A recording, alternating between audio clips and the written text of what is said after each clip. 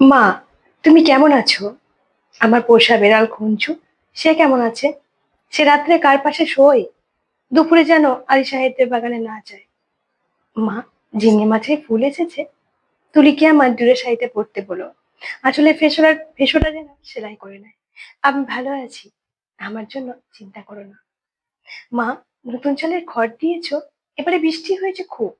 তরকদার বাবুদের পুকুরটা কি ভেসে গেছে? কালো বুলুরা মাছ পেয়েছে কিছু? ও হ্যাঁ, ভালো কথা। দাদা কোনো কাজ পেয়েছে? নকুর বাবু যে বলেছিল বহরমপুরে নিয়ে যাবে। দাদাকে বলো আমি ওর উপর রাগ করিনি।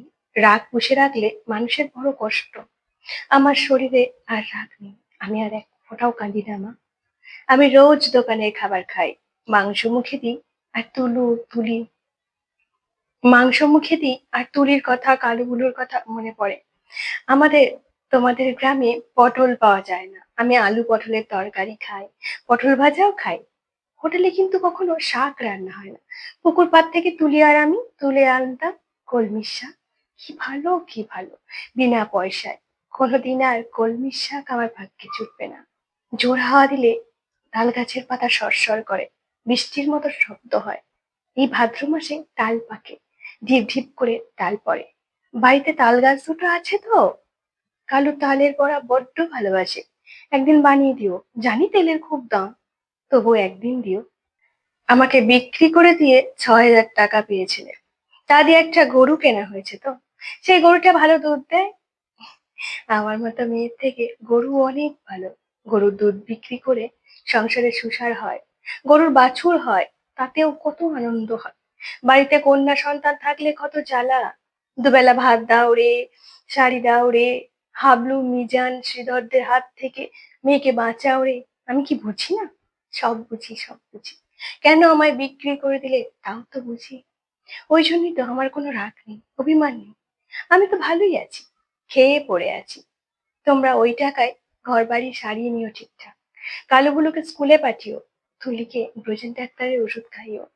তুমি একটা শাড়ি কেনো, বাবার একটা ধুতি, দাদার একটা ঘড়ির শখ। কিন্তু তাই কি ওই টাকায় কুলবে? আমি কিছু টাকা জমিয়েছি, সোনার দুল গড়িয়েছি।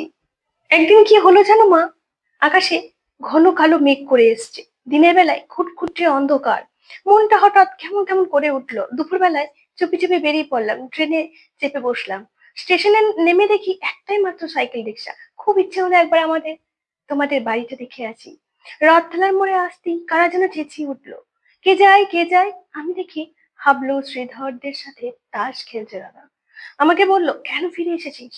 আমি ভয় পেয়ে বললাম, ফিরে আসেনি গো, থাকতেও আসেনি, একবার শুধু দেখতে এসেছি। হাবলু বলল, এটা একটা বিবস্বী মেয়ে। কি করে জানলো বলো তো? তা কি আমার গায়ে লেখা আছে? আর একটা ছেলে চিনি না, সেও বলল, ছি ছি ছি, গায়ে বদনাম। হাবলু রিক্সাওয়ালাকে চোখ রাঙিয়ে বলল, ফিরে যাও। বললাম, দাদা আমি মায়ের জন্য কটা টাকা আর তুলির জন্য। দাদা টেনে এক চড় কষালো। আমাকে বিক্রির টাকা হকের টাকা, আর আমার রোজগারের টাকাটা নোংরা টাকা। দাদা সেই পাপের টাকা ছোবে না, ছিনিয়ে নিল শ্রীধর। আমাকেও তাড়িয়ে দিল দূর দূর করে। আমি তবু দাদার উপরে রাগ করিনি। দাদা তো ঠিকই করেছে, আমি তো আর দাদার বোন নই, তুলির দিদি নই, তোমার মেয়ে নই। আমার টাকা নিলে তোমাদের সংসারের রকম অকল্যাণ, আমার টাকা নিলে তোমার সংসারের অকল্যাণ হবে। না না, ভালো থাকো তোমরা, তোমরা সবাই ভালো থাকো, তাল গাছটা ভালো থাকো, পুকুরে মাছ হোক, খেতে ধান হোক। আর কোনোদিন তোমাদের ওই গ্রাম অপবিত্র করতে যাব না। আমি খাট বিছানায় শুই, নীল রঙের মশারি, দোরগোড়ায় পাপোশ আছে, দেওয়ালে মা দুর্গার ছবি, আলমারি ভর্তি কাচের গ্লাস, বন বন করে পাখা ঘোরে, সাবান মেখে রোজ চান করি। এখানকার কুকুরগুলো সারা রাত ঘেউ ঘেউ করে। তাহলেই বুঝছো কেমন আরামে আছি আমি। আমি আর তোমার মেয়ে নই, তবু তুমি আমার মা। তোমার আরো ছেলে মেয়ে আছে, আমি আর মা পাবো কোথায়? সেই জন্য তোমাকে চিঠি লিখছি, মা। তোমার কাছে একটা অনুরোধ আছে, তুলিকে একটু যত্ন করো। ও বেচারি বড়ই দুর্বল। যতই অভাব হোক তবু তুলিকে তোমরা আমার মতো।